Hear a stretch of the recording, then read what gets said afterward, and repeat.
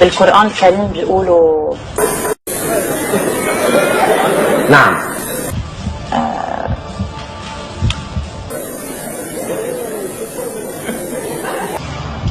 اللهم لا شماتة. لا شيء. لا معلش قولها تاني. أنا توني راجعة من العمرة. إيه يا شيخ؟ صلاة وقراءة قرآن واستغفار. إيه يا شيخة؟ ودعاء إنه نكون مثواي الجنة. إيه بقى يا شيخة؟ حيعيط من الإيمان والتقوى. أنا بصلي وبرمضان بصوم وما بقطع فرض من صلاتي. أنا بخاف أظهر من بيتي ما أكون يعني يعني على سجادة الصلاة مصلي، بخاف يحصل لي شيء على الطريق. طيب اللي بيعمل يتحاسب عند ربنا. اللي عليه ويكلم. أنا متخرجة على فكرة من كلية الشريعة الإسلامية، حافظة القرآن والحمد لله بقيم كل فرائض الحمد لله، وبصلي وما أقطع صلاتي وما أقطع القرآن والحمد لله. يعني عندي خوف من الله كبير. أنا ما خافش غير من ربنا سبحانه وتعالى. والله أنا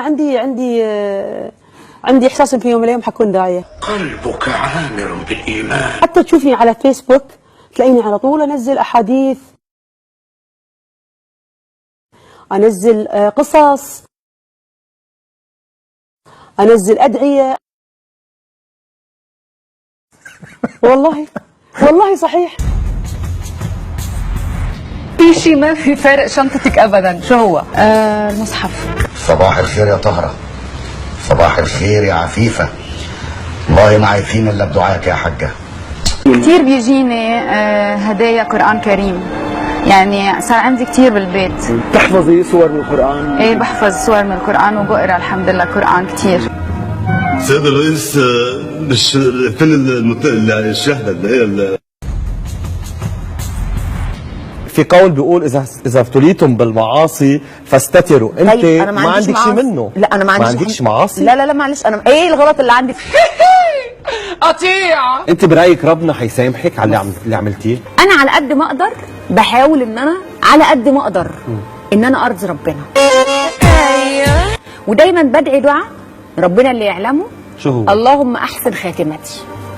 بس كيف بده الله يحسن ختمتك وبعدك هيك؟ ضل هيك ايه؟ انا ما بعملش حاجه. انا اذا كنت بعمل ايه؟ لا، البيت ده طاهر وهيفضل طول عمره طاهر. يمه المطهر.